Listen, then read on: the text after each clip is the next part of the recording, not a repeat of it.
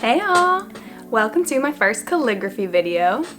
Well, I guess technically I won't be doing any calligraphy in this video, but it's about my calligraphy journey.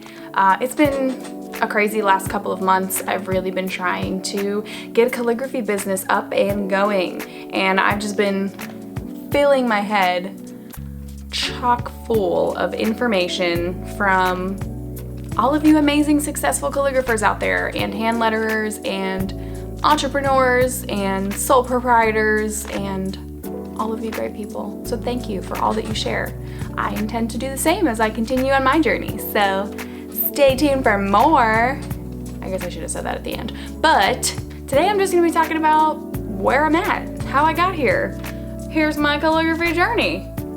I'm pointing up there, but nothing's gonna come up there. I'm not that high tech yet. I don't know how to do that. I'm just saying, righto, here we go. So I went back and forth about what I wanted this video to be about, and I really settled on 5 things that I've learned so far that have made the biggest impact on what I'm doing.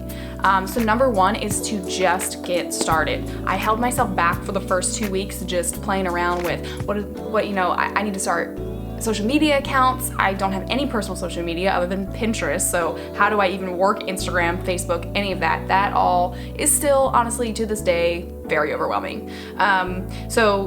But get started. Pick one. I picked Instagram after listening to or watching a few YouTube videos, listening to a few podcasts. I figured Instagram would probably be the best to display the things that I'm doing because it's visual. You know, my handwriting and script and calligraphy is stuff that is visually appealing. So I figured Instagram would be the best for that. So I started an Instagram page, racking my way up to 200 followers. Check me out.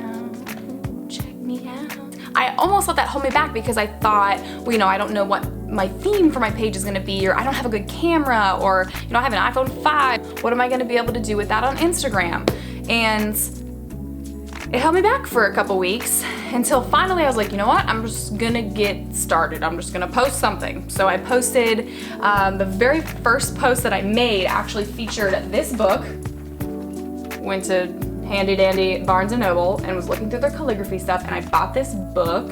Shout out to Molly Super Thorpe because she's taught me a lot. This book has been so helpful in these last few months as I've started my calligraphy journey. So I posted a picture of that and my brand new pen holder and my nibs and my ink, and I was like, go me, I'm starting on my journey. So that was the first thing I posted, and then I just started posting some practicing videos and me practicing the alphabet and different strokes and things like that, and it kind of started to pick up, and I realized some tips and tricks from other people that were doing similar things on Instagram. But the only way that I got there and that I started seeing those tips and realizing what worked and what didn't was by just getting started. And so that would be my recommendation to you as well. And that's probably the number one thing that I've learned this far is, don't let your lack of equipment or lack of, expertise or anything stop you from getting started, because the experts don't start experts, they start somewhere. So that's where I'm at right now. Number two is to practice. And that is everything. Practice using Instagram, practice taking pictures, practice the actual calligraphy and hand lettering. Or if you're going in a completely different route and has nothing to do with calligraphy, which probably has something to do with calligraphy because that's why you clicked on my video, because that's what I titled it. But if it's something completely different, whatever it is, just practice it. Whatever goal you're trying to achieve, in order to get there, in order to get better and be able to look back on your progress and think back to where you were as compared to where you are now, you have to practice. And so I've been doing all of that. I have a crazy setup just behind this camera here with foam boards as whiteboards for lighting, and my flat lay layout, and it's a mess. I have a speaker holding one foam board up. I have a random wicker basket holding another one up. But I'm just practicing. So practice everything that involves getting to where you need to be. Practice talking to people. That is something I'm gonna be doing tomorrow, and I'm real scared about it. I have a job where I talk to people all day, every day, and so I don't know why that freaks me out so much, but I've never had to sell myself or market myself before. So to just walk into a business and be like, hey, you suck at writing? I'll do it for you. Get myself out there, get out of my comfort zone, and hopefully get some business from it.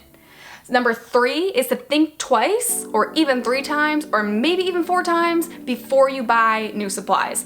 This has saved me so much money and so much time. I can honestly say there may only be 1 or 2 things that I've purchased that I'm not using on a consistent basis. And that is because I carried it around a few times, a few laps around the store before I actually bought it. And I also did my research beforehand to know what I was looking for when I went into those stores. So take some time, think about what you actually will need based on what you want to produce. And so if you want to produce great photography, maybe in the future that might mean you need a good camera, but the iPhone is great for that too. I know my husband and I invested, we saved up for a long time for this really nice camera that I'm filming on right now. That might not be your story, but we both really thought it was important that we have a high quality machine to be able to put out great quality content. Everything that you'll need to purchase, just think twice before you actually make the purchase, and that way you're not wasting time and money, and you can actually spend money where it's needed. So number 4 is, this is actually a paraphrase quote from Elena Dingwall. She's a business coach, and Becca from the Happy Ever Crafter. She's a calligrapher that I watch all the time, and I follow her on Instagram, and she's amazing. So shout out to her. I'm gonna link that video in my post as well.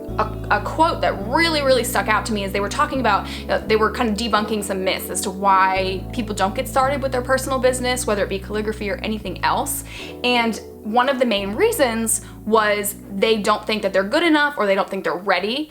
And Lena said something along the lines of, don't compare your chapter 1 to, fill in the blanks chapter 13. And she was referring to Becca because Becca, had been doing this for a few years. Well, she has been doing it for a few years at this point, and she's been really successful. But she worked her way to get there, and it took her some time to build a following and to build a business, and she had to start somewhere. And so it kind of links back around to my first point, is just get started. So don't compare your chapter 1, just like it's something I have to remind myself all the time. This quote literally plays in my mind as I'm scrolling through these amazing Instagram feeds of people who are well into their business, 5 years in, 10 years in, and I'm like, oh my gosh, I'll never get there. How is that possible? Here I am doodling on a desk in the corner of my bedroom. But I have to remind myself it, I'm gonna remind you it, don't compare your chapter 1 to fill in the blank of your expert, your hero, your whatever person you're looking at that you think they're awesome, to their chapter 13. So that's a big one as well, something I have to remind myself all the time. Number 5 is to just share your story. So that's what I'm doing here. I hope you like it. I hope it's been cool or whatever. I hope it's been inspiring, but I'm also gonna be doing writing videos of me out and about, selling my work, doing projects for people. So stick around and hang tight. Peace, y'all. Later, brosifs. Catch me on the flip side, dogs.